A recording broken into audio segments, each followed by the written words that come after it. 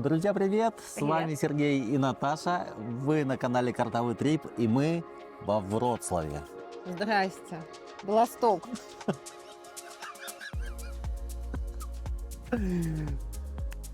Друзья, привет! Вы на канале Картовый Трип, с вами Сергей. И Наташа.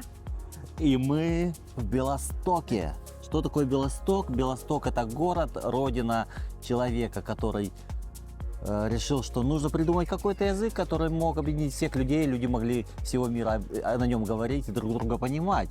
Да, и этот город, в котором жило в свое время больше, чем 50% населения евреи. Это город, который находится в 50 километрах от границы с Белоруссией, в 100 километрах от границы с Литвой. Это город... Тут меньше 200 километров до Минска, кстати. Да, это город Белосток. Первое упоминание в 14 веке. Да. 14. И мы начинаем этот выпуск с очень крутого места. Смотрите, друзья, это Версаль. Это польский белостокский Версаль. И это место, оно окутано множеством легенд.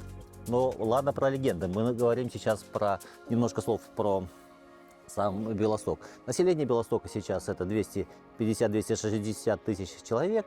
В нем есть 3 университета. В нем Поэтому он студенческий, как бы называется. много город. студентов, да. В нем находится самый большой кафедральный собор православный во всей Польше. В нем... Что в нем? В нем, говорят, очень тихо и спокойно. Мы узнаем Проверим. это. Да, проверим, погуляем по городу. Кстати, подпишитесь на наш канал, поставьте лайк этому видео, чтобы наших зрителей было больше. И Как можно больше людей увидели нас и да, увидели города, которые мы в показываем, которых мы да. находимся. Вот. Поэтому, друзья, гуляем по Белостоку, показываем его вам, смотрим сами, делимся впечатлениями, делимся эмоциями. Мы, как обычно, приехали без особого плана, поэтому гуляем по нему. Один город, один день. Да, один город, один день. У нас всего есть там 9 часов светового дня, чтобы погулять по городу. Поэтому от вас комментарии, лайки, подписка, рекомендации своим друзьям и знакомым. И погнали гулять по городу. Сейчас покажем гулять по Белостоку. Ставьте лайки. Да, что немаловажно про Белосток, это город, он появился в 14 веке, да, впервые упоминание о нем в 1437 году. А статус города он получил в конце 17 века. За свою историю Белосток побывал в таких государствах, как Литовская, Великое княжество Литовское, Пруссия, Российская империя, ну и сейчас он в составе Польши. Естественно, это все наложило свой отпечаток на характер города, на его архитектуру, на людей, которые здесь проживают. Поэтому город должен быть интересным. И вот как выглядит, наверное, одна из множества достопримечательностей города – польский Версаль. Только-только начали гулять, и подходит поляк, вот, он удаляется от нас, и начинает рассказывать про причуды. Назвать тебя абракадаброй. Ну, не себя называет абракадабра, он рассказывает про противоречия, которые были при, собственно, постройке этого дворца. Дворец Браницких, да, подляжский польский Версаль. И это главный символ, собственно, Белостока, как пишет Википедия. Позволю с ней согласиться. Эту резиденцию построили в 18 веке для коронного гетмана Яна Клеменса. Клеменс Браницкий, человек, благодаря которому Белосток получил статус города. При этом дворце открыли первую в Польше военную школу, Академию инженерии и строительства. Во время Второй мировой войны этот дворец и весь комплекс дворцовый, он был разбомблен, разграблен, и восстановили его, начали восстанавливать в 50-х годах прошлого века.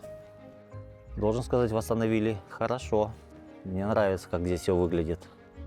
Я сейчас у Наташи спрошу, знает ли она, какой университет находится в зданиях этого дворца. Университет? Да. Медицинский? Откуда ты знаешь? Не знаю, в моем предположении такое было. Да, здесь находится медицинский университет, поэтому здание используется не совсем по назначению, но И я не скажу, что плохо, что медицинский университет находится здесь. Я кое-что придумала. Наташка что-то придумала, Я пойдемте. одного человечка нашла. Мне кажется, мы с ним похожи. Смотри. Если я вот так вот стану, смотри.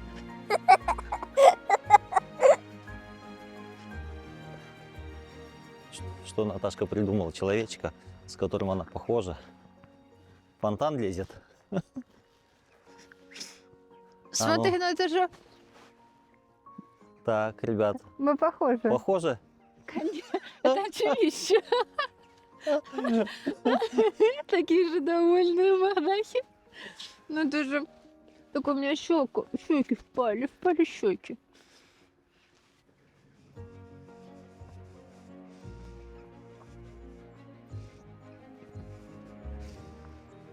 Сегодня воскресенье, получается 2 ноября.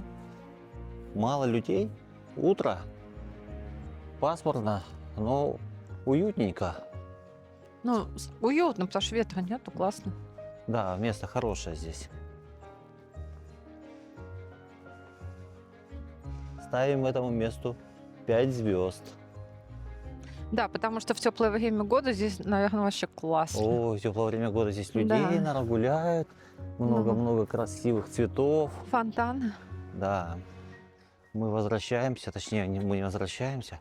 Мы идем вот до того костела, который виднеется за прудиком, за забором.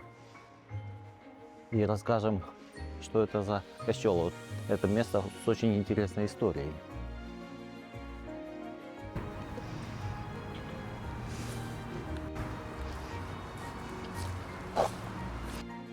Мы уже собирались уходить отсюда.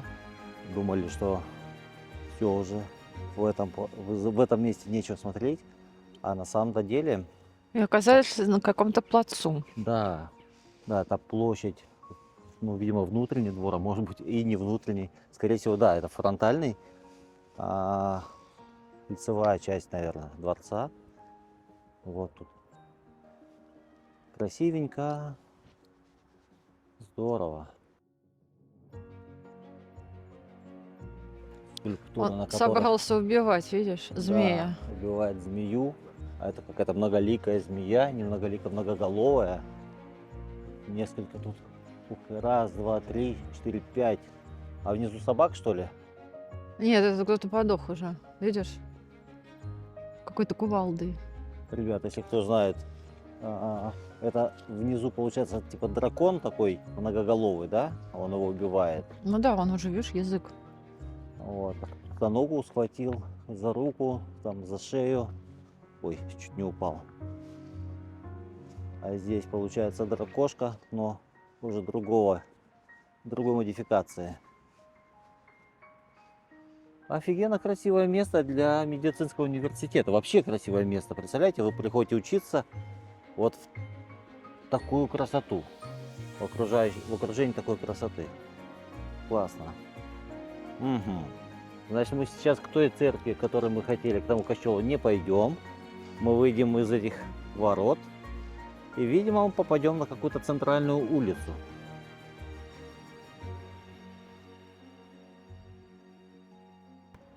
Первое впечатление о городе, он очень чистый. По крайней мере, те места, где мы побывали, пока мы ехали по нему, отличный, чистенький город. Сейчас Пойдем все-таки, наверное, до косла. посмотрим. Да, Наташа говорит, пойдем все же до костела. Ну окей, сходим к нему, а потом пойдем дальше гулять. Сейчас тебя штрафуют, ходишь. Меня не оштрафуют. Да, штрафы в Польше. Если бы я шел с телефоном в руках, 160 злотых, либо 40 евро. Ну, около того. Но я иду с камерой, поэтому мне не за что штрафовать.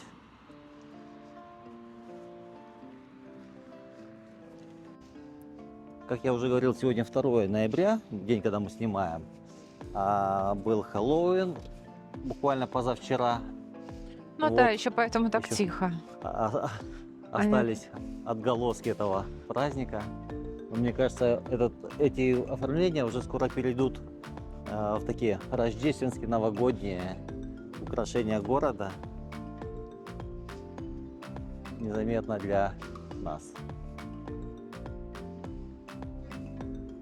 Очень чистый, повторюсь, чистый, отреставрированный центр города. Классно. И это мы только-только совсем маленькую часть посмотрели. Да, ну чисто, очень чисто. Классно. Уютно. Тихо, как будто город выехал. Людей очень мало. Нет, ну так оно и есть на самом деле. Они же на уикенд выезжают. Да, сегодня воскресенье. Ну, это наши догадки. Ну, догадки, потому что у них не суббота, суббота была нерабочая, воскресенье нерабочее, то есть даже магазины не работали. И, соответственно, они Валили. свалили, хотят уехать, да, отдыхать. Как будто Ребят, трубка телефонная. вот, смотрите, мы увидели, какую малая архитектурная форма, так называемая. Наташа говорит, что это похоже на трубку телефона, а мне кажется, что это два глаза друг на друга смотрят, соединенные нервными окончаниями, или как правильно это сказать. О, смотрите. Прикольно. Нет, ну это мужчина и женщина, это Ну да, мужское и женское Слы- лицо. слышать, не знаю. Чтобы уметь слышать друг друга, наверное. Как греческий А ну, какой-то Наташ, нос. Давай, как мы встанем. Не, вот так смотри на меня. У нас носы у тебя вообще никакой. Как это называется? Буллинг, не? Газлайтинг? Как это можно назвать? Нос, говорит, у меня вообще никакой. Ну, посмотри, какие у них греческие носы. Напишите в комментариях, нормально у меня нос? Или все же никакой? Вот так за шутками, прибаутками подолали небольшое расстояние. И вышли мы, друзья, на Рынковую площадь. Вот все, что вы видите перед собой, и мы то же самое. Это центр города, исторический центр города. И не менее исторический старый костел.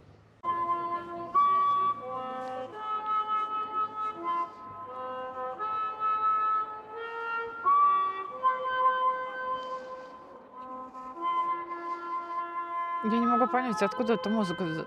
Там музыкант играет на площади. Так а где музыкант-то? Я не могу понять, где он. Наташа не может понять, где музыкант.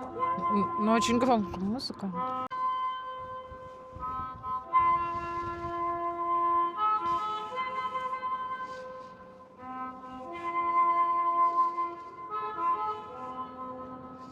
Где музыкант? А может быть, это не музыкант, это может быть с ратуши, которая... Так вот, я тоже думаю, что это Саратуш, это не музыкант.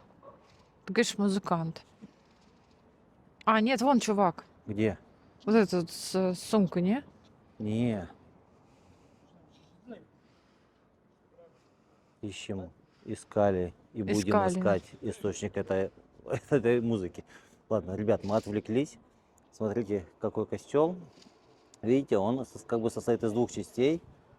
С правой стороны в таком готическом стиле и с левой стороны в белом цвете. Как говорят исторические документы, как бы люди запросили построить отдельный такой костел, но им не разрешили, им сказали, типа, можете пристроить к уже имеющемуся. Вот они взяли и пристроили, и получилось два в одном. Очень необычно и красиво. И все это на Рынковой площади. Центральная площадь Белостока. Вот там в конце площади, в конце от нас, вдалеке. Ратуш. Ох, это эти мотоциклисты. Ратуш. И ратуша, она всегда использовалась как, ну, скажем так, торговый центр. Всегда была по коммерцию заточена.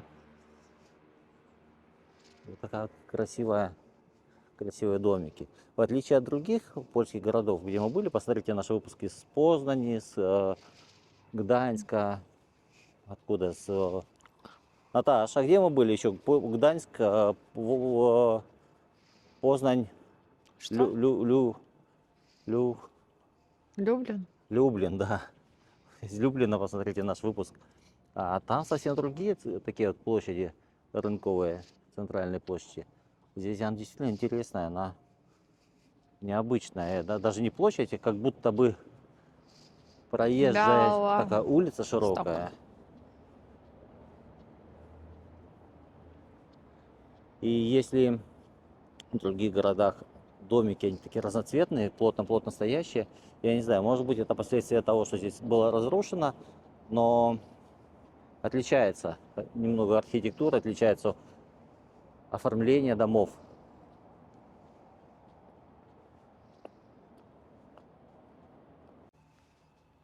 Как говорят люди, Белосток это город, который никуда не спешит. И я с ними, ну, прям полностью согласен из того, что мы видим сейчас. И вот про это место, где мы находимся, рынок Костюшки. Это место, вот, где пересекались дороги, торговые пути. И на этом пересечении построили, собственно, такую торговую площадь, да, вот, как я уже говорил, ратуш. И в 18 веке при Яне Клементе Броницком, где мы были с вами, вот, красивый дворец, площадь приобрела тот вид, который, вот, собственно, есть сейчас, ну, за исключением современных зданий. Вторая мировая, которая была и затронула очень сильно Польшу, ратуш, она была разрушена, ее собрали заново. Вот. А сегодня рынок Костюшки это уже, собственно, не рынок, а живая пешеходная площадь, где люди собираются и отдыхают. Сейчас попробуем зайти внутрь костела, посмотреть его убранство. Обычно они очень красивые. А чем мы попробуем? То зайдем, зайдем. Ну, может быть, сейчас служба идет или запрещено, хотя в католических костелах нет запрета на видеофотосъемку. Обычно это в православных такое практикуется. Ну, с краешку. Да, но мы зайдем потихонечку и посмотрим, вам покажем. Надо, кстати, телефон отключить. Телефон отключить, да.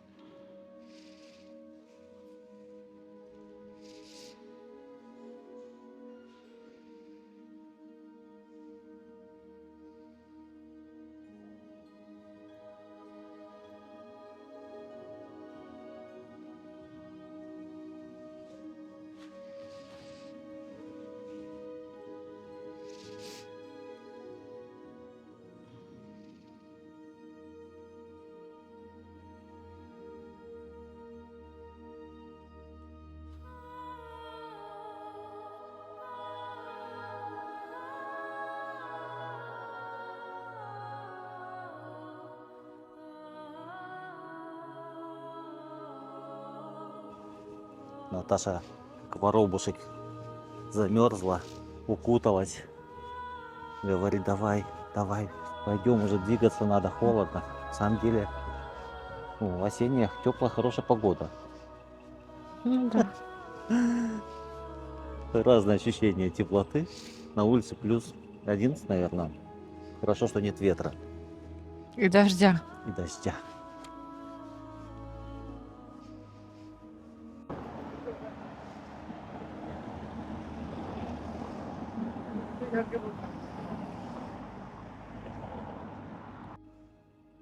Мы вот что заметили, что здесь дома, вот именно в Белостоке, они такие по цветовой гамме, они спокойные, такие постельные больше, чем в других городах Польши, потому что в других они такие яркие все, да, вот Да, да, да. разноцветные Ну, то, что я домики. говорил, да, вот мы там Гданьск, ну, Гданьск, Варшава, Краков, Ну везде да, они такие э, прям какие-то разных цветов прям, и там, яркие кричащие цвета центральной части, исторической части да. города. Ну, как и, собственно, и в Риге, да, такого же плана. И в Германии города они яркие. Да, Вот, а здесь, смотри, какая травушка. здесь все же, А да, здесь спокойненько. какое-то, знаешь, как будто мы оказались в какой-то спальне, в таких спокойных тонах. И здесь на тумбочке около кровати стоит вот такое Ковыль. ковыль. Не, ну на самом деле, смотри, как классно. Да, восточное влияние, мне кажется, то, что страна находится, город находится рядом там с Белоруссией, недалеко от Литвы, все же повлияло и на архитектурные, на цветовые решения Белостока. Да, то есть уже спокойнее все. Да, сейчас на месте ратуши находится музей. Интересно, что в этом музее интересного. Подойдем, посмотрим.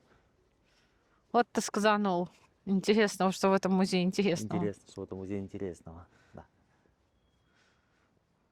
На входе в музей есть макет ратуши, как она была в своем первозданном виде. Получается, все-таки 4 крыла. Мы вот, условно говоря, зашли вот сюда сейчас. Вот сюда зашли, а это за ней. Как говорится, зашли в музей и вышли.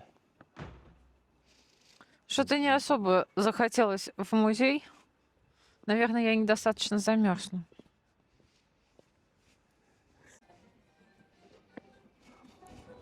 Наташка, видите, вытанцовывают рядом с бронзовой фигурой мальчика, держащего книгу. Это памятник Людвигу Заменгофу, тому самому человеку, который создал язык международного общения, эсперанто.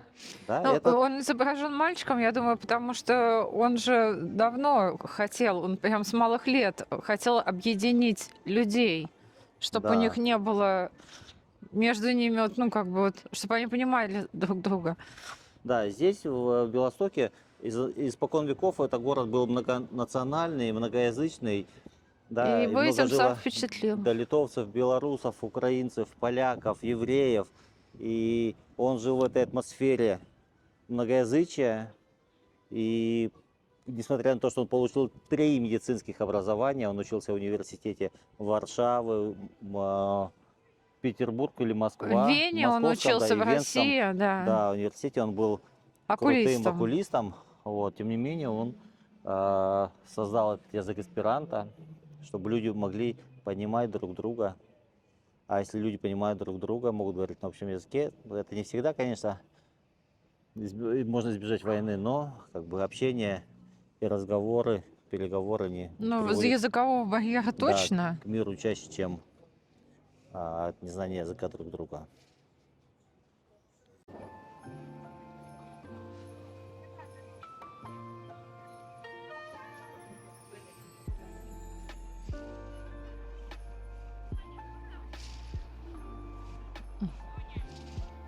Видишь, как тебе нужно было одеться? Посмотри на молодого человека Посмотрите, в белой футболке. О, какой мачо. ну, мачо-мен. О, как магазин называется? Александр.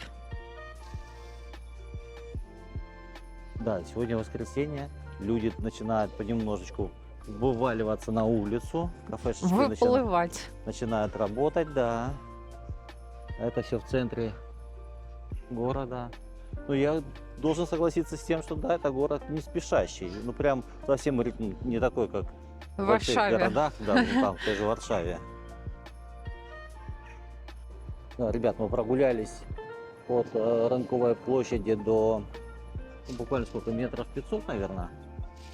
И подошли к самому большому православному храму в Польше. В Польше, да. Да, это Свято-Николаевский собор. Ну, честно говоря, так он внешне не выглядит, как самый большой, но Ну давай посмотрим, как он выглядел раньше. а что По-моему, раньше? Тут просто нет, улица. это улица Липова, да, это вот как улица Липова выглядела в 1932 году. Красиво. Очень красиво выглядело. Вот как улица Липова выглядит сейчас. Да. Ну что ж, друзья, давайте зайдем на территорию, поближе подойдем к храму, посмотрим на него, и я вам расскажу несколько слов про него.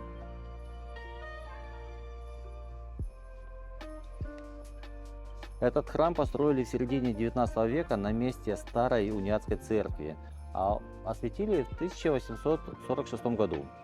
Храм был возведен в стиле классицизма, и здесь, что самое интересное, в этом храме хранится Белостокская икона Божьей Матери и мощи святого Гавриила Заблудовского. И к мощам, к этим приезжают паломники со всей Польши.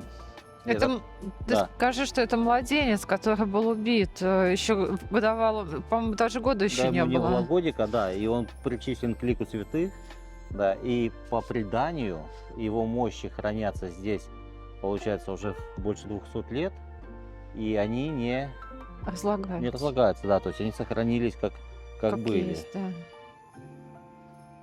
Сейчас этот храм – это сердце духовной православной жизни Белостока.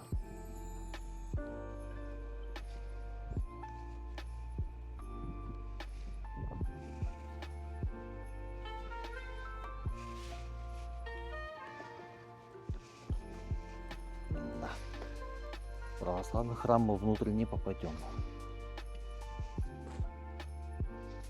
Еще, Наташка, не пускают в храм православный по Очевидно. воскресеньям. Вот что заметил, католические костелы, они открыты с утра и практически до позднего вечера. Туда можно попасть любому человеку. Любому Мгм. человеку можно сидеть столько, сколько ты хочешь, и никто тебя трогать. Да, в любой Не стране. трогает, не спрашивает, не выгоняет, не напрягает. Да, вход понедельник, суббота. Ну да, сегодня воскресенье. Православные по воскресеньям в храм ходить не должны. Ну, как-то так.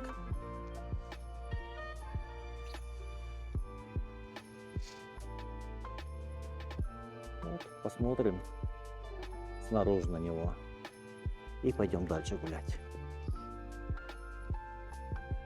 Да, и когда выходим, получается, с территории православного храма, буквально сколько, в метрах 500 от нас, а там вот вдалеке виднеется костел Святого Роха, церковь Святого Роха. Пойдем погуляем по улице, подойдем к ней. У нас такая, получается, религиозная часть выпуска. Ну что поделаешь, если они находятся рядом здесь. И, собственно, как гуляем, так и рассказываем. Гуляя по Белостоку, от православной церкви до католического храма, можно встретить вот такую скульптуру. Это колесо жизни, на которой находятся актеры. И эта скульптура, она была изготовлена в 2012 году и символизирует путешествие людей, путешествие по жизни, путешествие как наши путешествия. И что интересно, вот здесь вот видите, такие есть окошки, они по задумке были такие, что можно в них посмотреть и увидеть фрагменты спектаклей. Вот, видите, фрагменты спектаклей. Они здесь по ободу, видите, там где-то выпали, где-то нет, но вот такая интересная, видите, там получается какой-то пионер с барабаном, Буратино местный, персонажи местных сказок, видимо.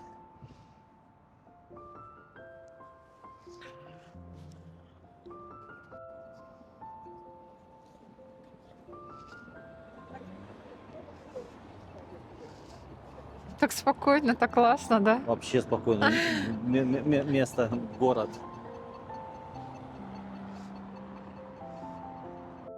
Друзья, представляете, вот мы сейчас осенью, да, деревья без листвы, уже все опавшее такое. А как здесь будет красиво летом, весной, осенью, когда они желтые, зеленые, всяких коричневых цветов. Мне Всяких коричневых цветов. мне- Разноцветные. Да, мне кажется, здесь вообще будет шикарно. Вот во времена, когда деревья покрыты листьями. Во Ой, времена, смотри, Наташ, когда какой деревья дом. были большие. Да, когда деревья были большие. Смотрите, какой дом красивый. Давайте нарушим немножко правила дорожного движения, перебежим дорогу. Ой, Неплохо сейчас тебе вместе. кто-то та-та даст. Попрошу прощения у полицейского. Скажу, что очень красивый дом захотел снять. А в этом доме находится центр рекрутации А я думаю, что там все военных. вот этих вот свадебные эти платья продают. А это что? Это ЗАГС? Нет, это не ЗАГС, это центр рекрутации в армию. Не, погоди, там кольца А, это не кольца? Это Сейчас это буквы. центр рекрутации. Вот, видите, новочесне войско, безпечна отчизна. Я думаю, Вот. дворец какой-то. Бракосочетание. Думаю, там платье как раз Нет. свадебное.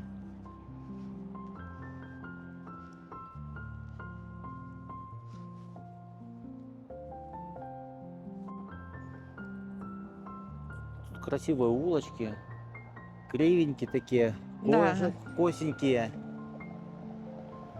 Там домики. Почему-то мне напомнила Кутаиси.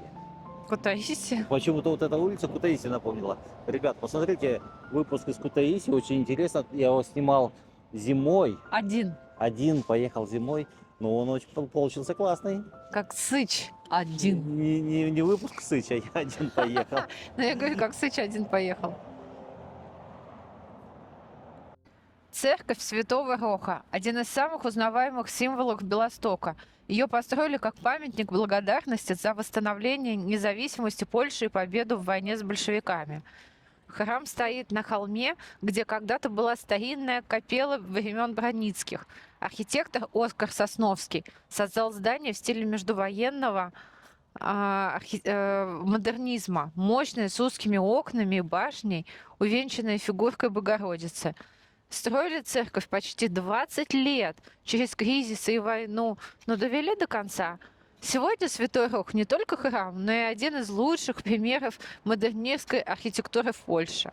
С холма открывается панорама всего, кстати, Белостока, спокойного, белого, как сама церковь. Да, хотел сказать, что если не знать, что это церковь, что это костел, можно подумать, что Дворец культуры. ну какой-то, да, явно не религиозного назначения здание.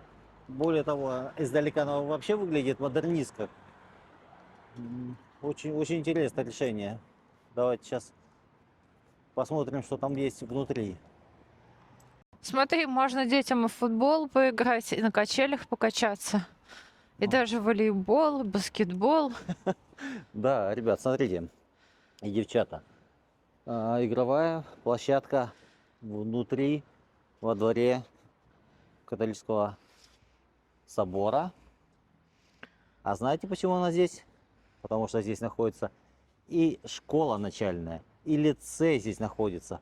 Поэтому для детей, для маленьких, устроили вот такую площадочку, чтобы они могли развлекаться. Ну, чтобы wszystko в порządku.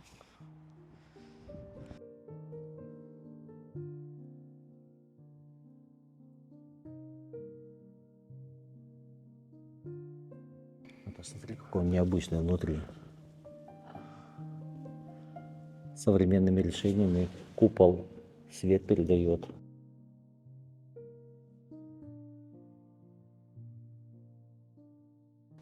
Он необычен обычностью, я бы сказала. Вот, то есть такой не пестрый.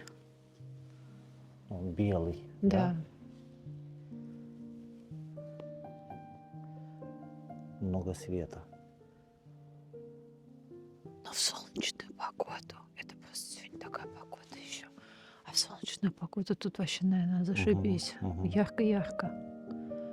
Просто так совпало, что сегодня очень сильно пасмурный день. Вот если бы мы были бы вчера здесь, было солнечно. И много Небо красивее. синее, да. Что хочется сказать по поводу этого костела? Ну, то, что он новодел, ну, точнее, не новодел, а новострой. И внутри нет никакого такого таинства, может быть, как-то души, каких-то вот таких эмоций, ну, намоленности. Намоленности. Ауры такой вот нам Ауры, не да нет, хватает. нет. То есть Ну, это обычный, просто бетонное такое да, сооружение. да. Какой-то действительно как дворец. Просто, ам, просто дворец. Просто дворец. Да. А старые церкви, там совсем другое ощущение, другая атмосфера. А мы сейчас пойдем в сторону железнодорожного вокзала. И это на самом деле Слушай, пойдем вот этих чуваков побыстрее пройдем, что-то мне прям с ними тут не два айс. бомжика перед нами идут. Наташка говорит, давай обгонять. Короче, мы идем в сторону железнодорожного вокзала, чтобы рассказать о нем. Потому что железнодорожный вокзал играл и играет важную роль в жизни города. Ребят, мы пришли на ЖД вокзал Белостока. Это такой уникальный ЖД вокзал. Смотрите. Прикиньте, вот с этого ЖД вокзала люди уезжают в разные края. Ладно, не пугай людей. Не пугать.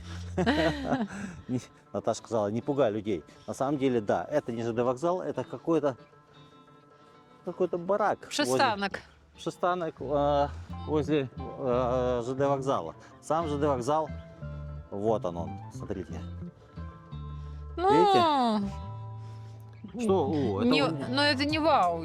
Это не вау, но это уникальное на самом деле место, уникальный железнодорожный вокзал. Он был построен в 1862 году. Ого. Да. И знаешь, что произошло тогда? Тогда открыли железнодорожную линию, соединяющую в том числе Белосток с Петербургом. Ага. Вот. И это была часть линии Санкт-Петербург-Варшава. Ого. Да, в то время, если вы помните, это Российская империя оккупировала Польшу. Польша была под контролем Российской империи. Мгм. Вот. И первый пассажирский поезд прибыл сюда в 1861 году. Вот так вот. Давайте зайдем внутрь, посмотрим, что внутри его отреконструировали и восстановили то, как он выглядел в момент постройки. Понятное дело, что раньше не было таких дверей автоматических. Ну вот, смотрите, это так вот он выглядел, когда его только построили. Такие же колонны, потолок, лепнина. Светлый, красивый железнодорожный вокзал. Очень похож изнутри на железнодорожный вокзал в Вышнем Волочке, Тверской области. По-моему, там единственный ЖД вокзал, который сохранился в первозданном виде. На, опять же таки, этой линии, которая соединяла Варшаву с Петербургом. Только находится он в 300 километрах от Петербурга. А от Вроцлава, от Белостока до Петербурга пилить и пилить. Да, поезда сейчас на Питер не ходят. В Беларусь тоже. Вот такой вот перрон. Еще рядом с ЖД вокзалом есть музей железнодорожного транспорта. Постараемся сейчас его найти, если он открыт, показать его те экспонаты, которые там существуют. Слушайте, ну а сам вокзальчик прикольный. Мне нравится, он очень приятный. Ребят, походили, подошли к ЖД музею. Он, к сожалению, сегодня закрыт. И такая ложка дегтя в эту бочку меда, которая пока была у нас в Белостоке. Вот начиная от той церкви Роха до ЖД вокзала очень много бомжиков. Да. И прям тут на вокзале то же самое. Неприятно. Именно на привокзальной площади. На вокзале их самом нет, но Ты можешь остановиться? Я не могу, ну. Наташка уже не может ходить, я еще могу. Нет, я могу ходить. Просто мы разговариваем, и мне нужно остановиться. Ты идешь, и как бы неудобно. К вопросу Очень много о носе. бомжей. Чего носит-то? Да просто. Нос у меня не такой был.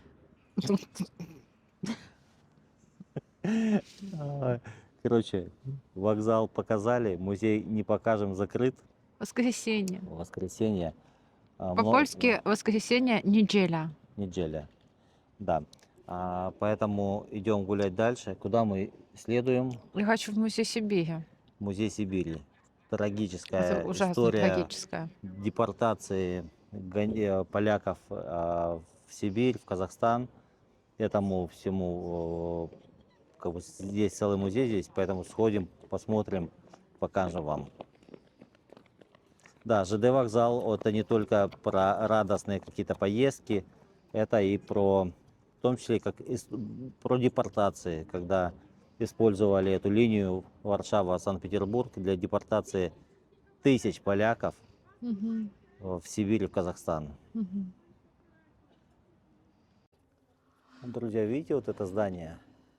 Это не какой-то бункер, точнее не бункер, не какой-то реактор. Он так выглядит сейчас. Да, видите, полез плющ по стенам. Вот здесь то же самое. Это не заброшка. Не-не-не. Это Тут как на бы самом деле, тут летом красиво. это здание современной оперы во Вроцлаве. Просто ее так сделали, видите? В каком Вот. Вроцлаве-то? В Белостоке. В Белостоке. Я почему-то во Вроцлаве в голове. Опера. И вот все сделано так, чтобы зелено было, плющом обвивалось. Да? И вообще, кстати, Белосток, город Белосток, он самый, я читала, самый зеленый город Польши. Вот, не Вот, знаю. вот так вот, да. Вот, видите? И премьера здесь будет 14 ноября. Ну Ночь она, смотри, с каким-то Джадов, кладбищем Ночь это. Джадов. Какое кладбище? Ну вон, там кладбище нарисовано. Это это- же, наверное, к Ну, это Хэллоуину. Хэллоуину, скорее всего, да. Видите, оно 4 листопада, погоди, это только будет. 14 ноября, да. Да. Вот такое здание. Закрыто. Выходной сегодня, Ну, воскресенье. очевидно, замкнето. Да. Поэтому новенькое, красивое, оригинальное здание оперы в Белостоке. Сейчас Наташ, такие... как ты в опере пела бы? Громче. Может, тебя примут сейчас на работу. М, Тебя в балет Меня примут. только могут в модели принять. Да. В модели, да. Модель, пойдем, нам еще километров 10 сегодня гулять, чтобы показать побольше. Все, двигаемся дальше. Сейчас пойдем перекусим. И потом еще несколько мест, которые бы мы вам хотели показать. Сейчас модель наестся. Модель наестся. Конечно, околица здесь вокруг оперы так себе. Не особо ухожено. Не, О, ну- гляньте, прикольно как. Класс. Видите камень? Это, мне кажется, не ухожено. На самом деле тут Да нет, тут это просто, ну, мы Осень. в такое время года, Да, мне кажется, как-то просто все. осень. На самом деле, наверное, зрители тоже думают, что тут прикольного. Я тоже так думаю, что тут прикольного, но начинаешь представлять, как тут летом. Мгм. Поэтому я думаю, что тут очень классно. И Ребят. оживленно. Сейчас и людей нет. Сейчас как-то, как будто, я не знаю, мы как будто по заброшке ходим. Вообще людей нет. Вообще людей нет. Вообще нет. Но это не повод, чтобы не поставить лайк видео, подписаться на канал и порекомендовать канал своим друзьям и знакомым.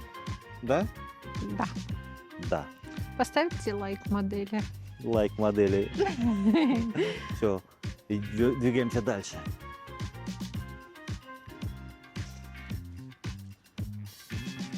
А запах?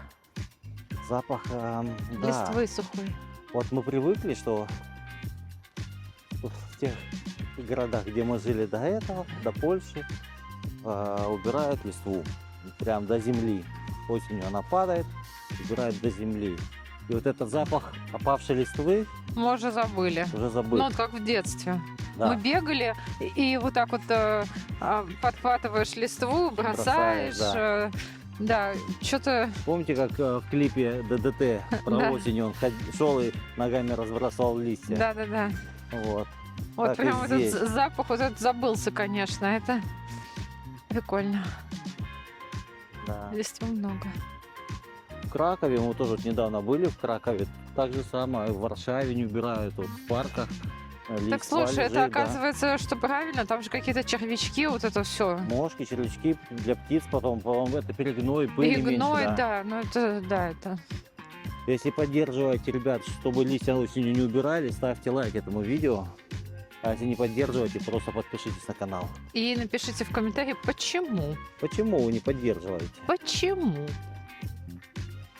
Очень красиво осенью. А мне нравится, как мы раньше собирали листву, делали букетики. А мне нравится, как мы в детстве собирали листву и жгли ее. Жгли это, мне кажется, весной. А, весной, да. Ну и Ну, осенью, по-моему. Нет, нет, весной. Грабили и делали кучки и костры. И запах этот. Да. У вас было такое? Собирали листву, Да, жгли. да. Особенно на школьном дворе.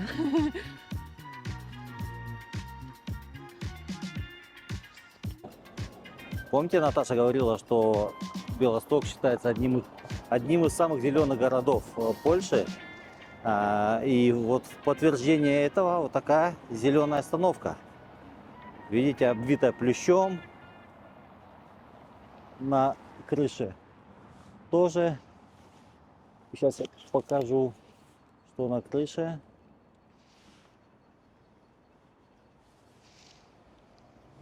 На крыше, видите? Вот так. Такая зеленая остановочка. Красивая. Супер.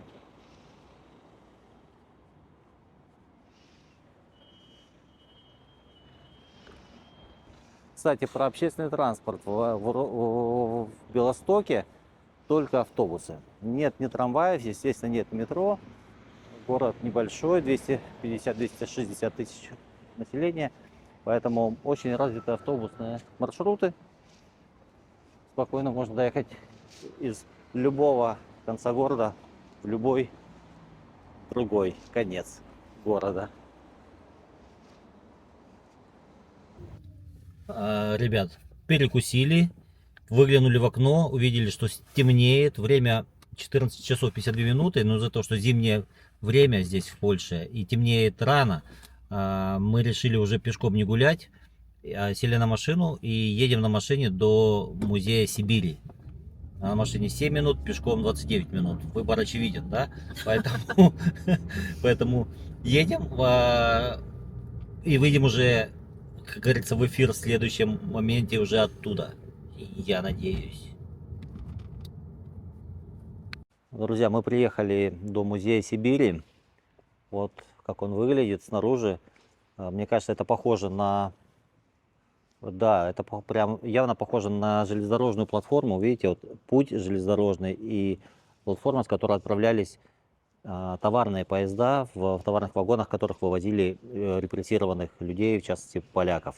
Да, людей из Польши, Украины, стран Балтии, которых насильно вывозили в Сибирь и Казахстан.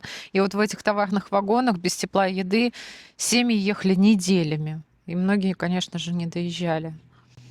Во время Второй мировой войны, видишь, выселяли. На месте ссыльной выживали как могли. Мороз, голод, тяжелый труд. Все это было частью политики страха, направленной на подавление сопротивления и уничтожение национальной идентичности. Ну и после смерти Сталина многие смогли вернуться, но шрамы остались в памяти целых поколений.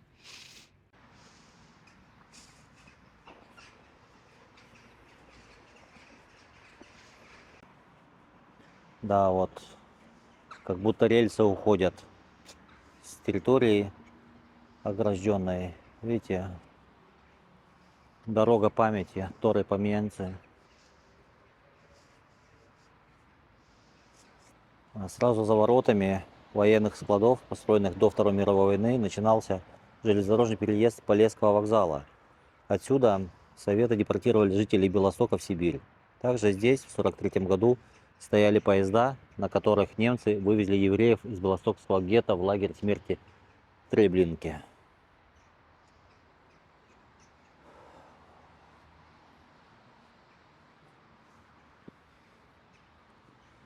Да, вот это памятник матери сибирячки. Памятник, созданный Екатериной и Рашардом Петровскими, является данью памяти тем матерям, которые в чрезвычайно трудных условиях ссылки пожертвовали всем, чтобы спасти своих детей от смерти, а также поддерживали их отношения с родным языком, религией и культурой. А вот это столбы, они символизируют жизни человеческие, точнее тех людей, которые были высланы в Сибирь и там умерли.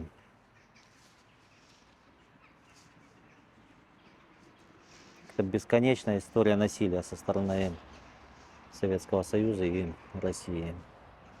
Сегодня музеи, такие как Музей памяти Сибири в Белостоке, напоминают, эти истории репрессий, насилия нельзя забывать. Это память о людях, которые пережили невозможное. И что хочу сказать, что традиции, эти ужасные традиции репрессий целых народов, которые были со времен Советского Союза, к сожалению, не прекращаются до сих пор. И эти войны и насилие ужасное, вот, прямо в настоящий момент, и опять целые нации подвергаются этому насилию.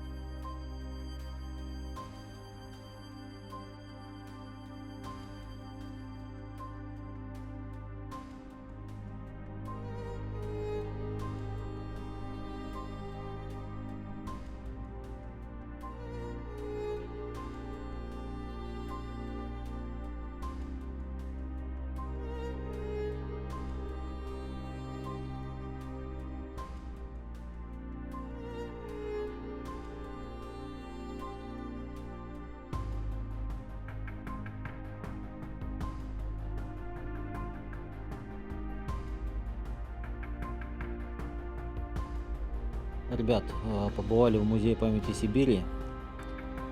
Ну, Bardzo тяжко. очень тяжело. Очень тяжело понимать, сколько зла, сколько трагедий, Сколько горя. сколько горя принесли советская власть и царская Россия, и потом Польскому. советская власть да, польскому народу. народу. Не только польскому народу, да, здесь про Украину, западную часть Украины, про Польшу, про Литву, ну, как бы про это все. Страны Балтии. Да, страны Балтии, депортация. Да, и честно скажу, что в Белосток, ну, можно приехать только, ну, ради вот этого музея одного. Ну, кто хочет порефлексировать, ну, вот переосмыслить или, ну, как бы получить какую-то новую информацию об этом периоде Вроде бы как государства. все понятно, вроде бы как все это, ну как бы все это знали, понимали, но все равно, когда вот заходишь в зал, где там беженцы брали самое дорогое, потому что ты что можешь унести в руках? Да ничего особенного. Но когда ты видишь игрушку, всю перешитую, зашитую, грязную, это, конечно, Ну да. Да. тяжело. Ну, собственно, что? Мы вышли, а тут вы видите темно. Всё. Темно. Зимой, осенью, короткий световой день, и, наверное, мы уже не успеем ничего посмотреть в Белостоке. Вот такой короткий получился у нас вояж. Надо было приезжать сюда не в 10 утра, а в 8 утра, чтобы успеть посмотреть больше при свете дня. Поэтому вот тяжело после этого музея что-то, какие-то там позитивные нотки искать, но в целом город понравился. Он тихий, спокойный, он без каких-то таких вау, как бы, да, этих... Городских каких-то... Ну, таких вау-эффекта здесь нет. Как Пок- провинциальный. Ну, такой. провинциальный, Да. спокойный, тихий городок, куда можно приехать на один день, чтобы отвлечься от суеты городской или просто сменить пейзажи, которые у вас перед глазами каждый день. Никаких минусов не увидел здесь, одни плюсы, поэтому я рекомендую Белосток для посещения. Ты, Наташа? Ой, однозначно, особенно ради музея. Музей, да. Но опять же таки, здесь есть еще, мы планировали еще в несколько мест заехать, показать вам. И сами Ну, посмотрите, плюс вам еще показать. нет, ну послушай, ну еще воскресенье, что еще много закрыто. Ну, а что воскресенье? У нас просто времени не хватило, ребят. Поэтому, если вам понравилось это видео, поставьте лайк. И вам спасибо за этот лайк. Мы старались. Да, подпишитесь на канал, если не подписаны. Это очень важно для алгоритмов YouTube. Они видят, что люди смотрят видео, они подписываются, значит, окей, канал классный, будем рекомендовать его больше. Чтобы мы росли поактивнее по количеству подписчиков. И чтобы было больше сил, энергии у нас, желания, возможностей вам снимать видео из новых стран, новых городов. Поэтому чао, какао, до новых встреч на картавом трипе.